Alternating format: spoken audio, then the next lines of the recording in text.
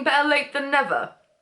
I don't think I can even let that apply to this. But we're gonna have to do it. We've got to do it, all right? Good morning, good afternoon, good evening. Welcome back to my second channel. The madness will soon be over. She said it's a lie. Don't listen to me. And I am finally going to do my wrap up of January. It is now March. I've done no preparation for this video whatsoever. Sometimes I sit down and write some notes, just to make sure I'm remembering stuff. No, we're gonna go straight on to Goodreads. I'm gonna scroll down. What did we, the last thing I read was, I don't know how many there are, but I'm sure I've put it in the title. January was a good month. I hope we go back to January, because February there was like nothing, and March has been pretty slim. I'm doing some rereads to try and get myself back into reading. Anyway, so, right, yes, these are 3 great little smutty orc monster romances. They're all pretty short. You got 54 pages, 64 pages, 72 pages. So we got sold to the orc, traded to the orc, and ensnared by the orc. The last one's great because it has a dog. Oh my god. So yeah, these are just short little romances with an orc and a human woman, and they're a great time. They're a great time. I gave sold to the orc and traded to the orc, the first 2 4 stars each, and then I give the last one 5 stars. Because, like I said, if it's got dogs, hello. Instantly, if that hero has pets, has a dog, or multiple dogs, 5 stars. Instantly 5 stars. So yeah, they're cool, they're sweet, they got some smut in them, and they're just quick, fun monster reads. Then I tried another one from Tara Phillips, Incubus Summoned. Again, short, a lot sexier. Woman gets drunk, summons an incubus, and as we know, they're all about sexual energy and feeding off of it. So yeah, did enjoy this one, and it was just a good time. It was 5 stars. How many pages? 59 pages. Again, short, smutty read, with like a demon incubus guy. So there you go, have fun with that one. Oh, Skin by Aveda Weiss. I don't know if I'm pronouncing that correctly. I think this was a recommendation. Again, this was only 54 pages. I gave this 3 stars. I want to say that this is the gargoyle one, with size difference and things like that. And I'm pretty sure, let me just check my review. Did I make a review? No, I did not. Well done. Yes, so our heroine who can't touch anyone without like absorbing like everything they've like seen and everything they know, and it's really like messes her up. And it's basically just a smutty little read, but I felt there was things I was missing. It said I could read it as a standalone, I'm pretty sure, but it felt like, you know when you're taken out of the moment, you know when you're reading a 50-page or 100-page book that's just purely smut? That's what I want, you know? But when they take you out of the moment, like halfway through a scene, and you just like pulled out constantly, like every other line you're pulled out, I'm like, stop it. Just get on. I don't really care how deeply she's feeling. We've got, what, 54 pages? Just give me the smut, all right? So we have potential. So gargoyle, size difference, smutty goodness, and it was 3 stars. It was fine. Yeah, I felt like I kept getting pulled at the moment. Oh, Death by Laura Thalassa. This is the last one in the 4 Horsemen series. I actually haven't read the 3rd one. I read 1 and 2, and then I tried to read the 3rd one. I just couldn't get through it, and I jumped straight to the 4th one, which is Death. And I really enjoyed this. I gave this 5 stars. I thought it was a great way to end the series, even though I've only read 3 out of the 4. No, really enjoyed it. There was just a constant battle. There's not much I can say other than this whole series about the 4 horsemen of the apocalypse coming down and pretty much finding a woman.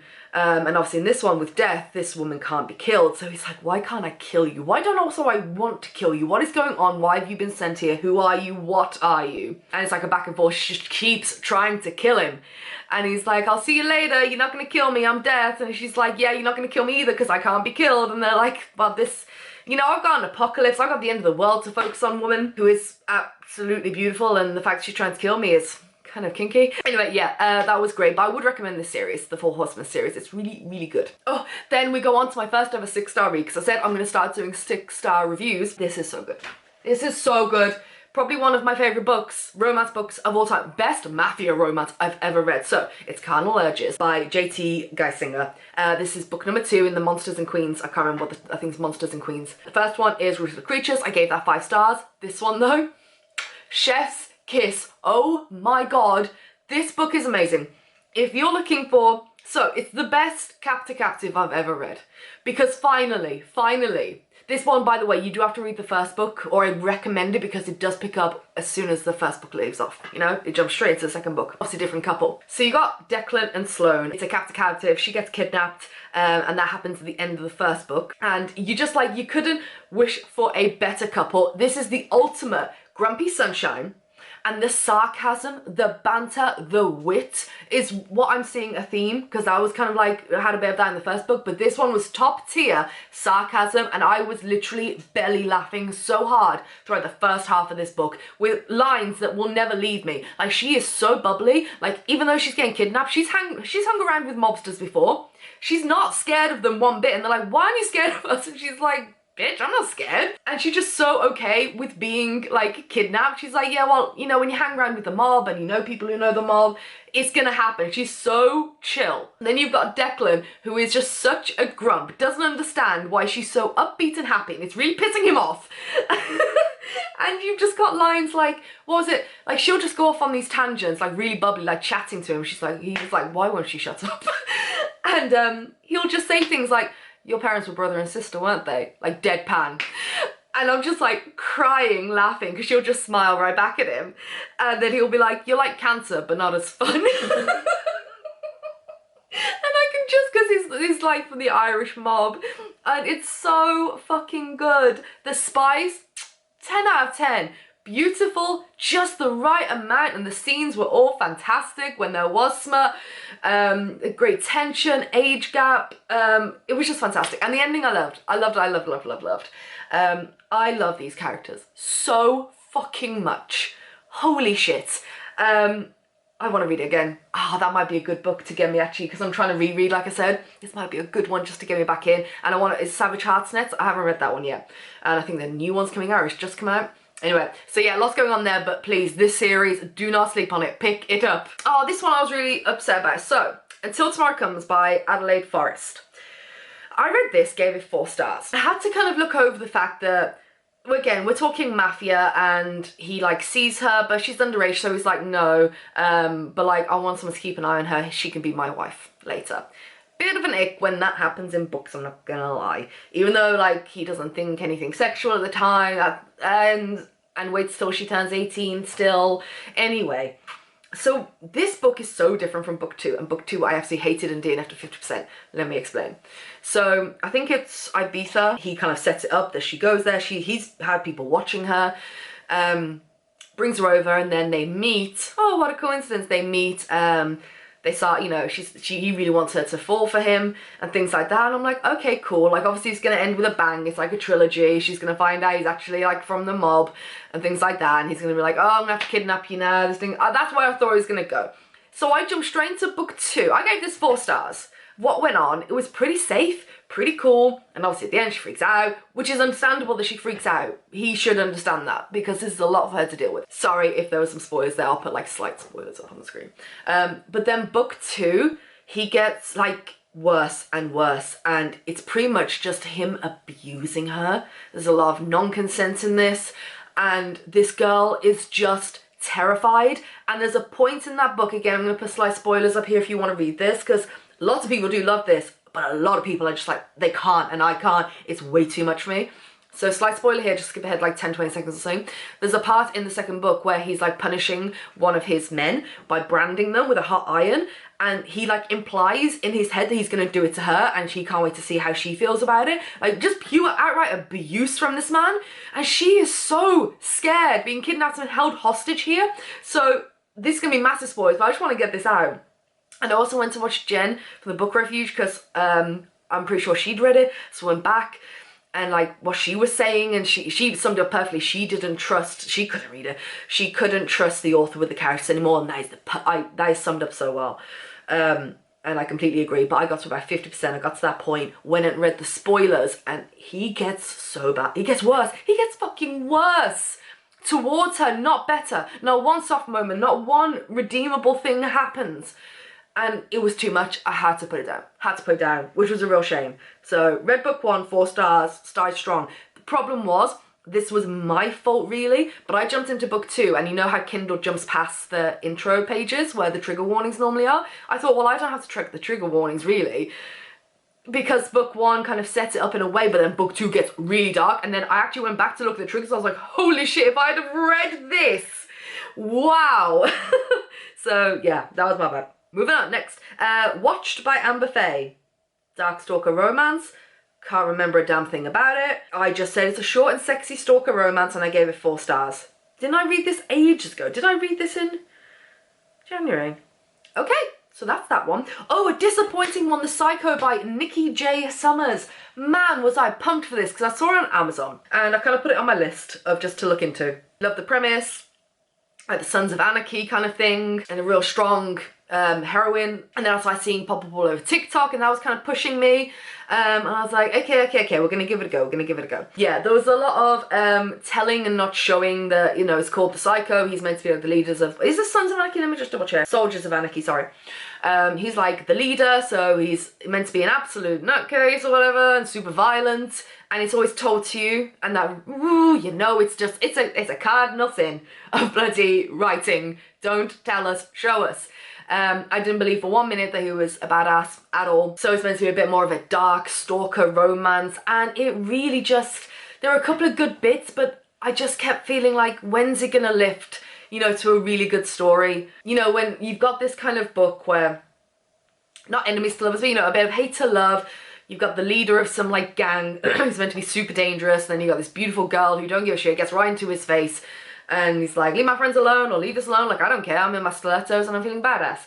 The setup was pretty cool, but then there was no sexual tension, no angst for an enemies to lovers thing, and it just, when you can't build that angst and tension, why else am I reading an enemies to lovers? Why am I putting myself through all this pain and angst and torment if I'm not gonna get that tension and like feel it build? Nothing, absolutely flat, and it's a shame because it had a lot of potential. And literally that's all I can remember, just being disappointed from this book. So there we go. Ooh, God, I read a lot of smutty stuff in January. Scream for Us by Molly Doyle. Now this one was a lot of fun. I gave this 4 stars. Yes, okay, sorry, I'm just looking up on my Goodreads wiper. Short and hot, a tad OTT with the storyline, but you've sometimes just got to roll with the madness. Yeah, absolutely, a little bit over the top. Short, smutty. I think there's 3 guys, 1 girl. Now, you know I'm not down for like menage, and reverse harem normally, but I had a lot of fun. Was it 3? Yeah, 3 masked men, Halloween party, it gets kinky, sexy. Some of the things that happen are just like really, like just don't look too deep into it. If you're just after a lot of smut with 3 guys, you're welcome. With masks on, it's a lot of fun. And they just love her and protect her like immediately. And it's smutty goodness with over the top violent scenes, so be prepared for all of the blood, gore, violence, and sex. Oh, Games We Play by Dana Isali? I'm so sorry. Yeah, no. I thought this was going to be so different. It's about a woman who goes and interviews a gamer. I think it's for a magazine or something. And everyone was saying this is like really dark and kinky. I don't know if I've just been reading a lot of dark, kinky stuff, but this wasn't it. This didn't land for me, you know? It just fell flat. I think it got too much hype. It's meant to be short and sexy, and it was sexy, but not, I was expecting just full out smut. I'm talking like The Dare by Harley LaRue, kind of like dark, kinky smut throughout, tension, oh, great stuff, and I didn't get it. And again, TikTok can just go away. But it wasn't just TikTok this time, a lot of people really like this, and for me, I think that's 3.5. Yeah, 3.5 I gave it. Gamer, anonymous gamer online, and the woman who goes to interview him, and they just end up obviously having sex and stuff, and it was alright.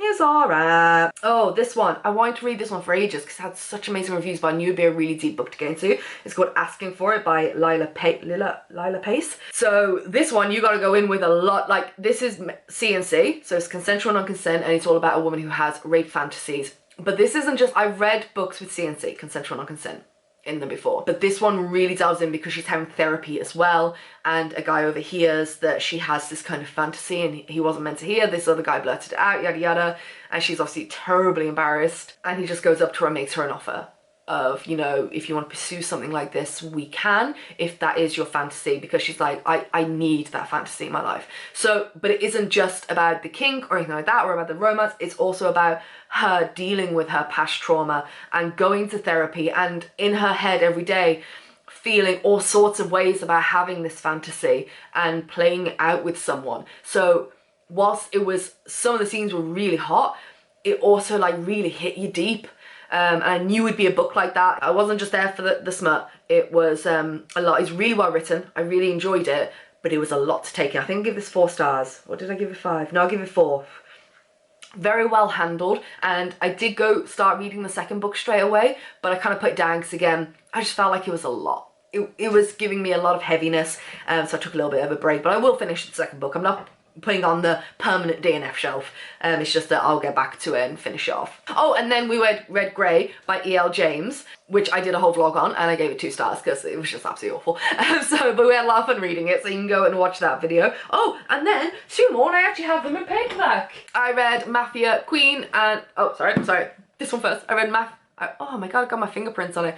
So I read Mafia King and Mafia Queen by C.D. Reese. The first book is Mafia Bride. This is a trilogy, you have to read them in order. So I can't really say much about these 2. Did I give them both 5 stars? I think I did. I think I give the first one 4 and these both 5. But our classic setup in Mafia Bride, a young girl being, you know, paying off almost like a debt because, like, even though she didn't grow up in the center of her mob family, she knew kind of about it, but was kind of sheltered from it a lot. Then obviously she gets married off to the capo of the mafia, and there's a lot of intrigue. That's what C.D. Reese does really well. It's like the what the hell is going on, but I gotta warn you, the first book, Mafia Bride, ends on a massive cliffhanger. Huge. It's gonna destroy you.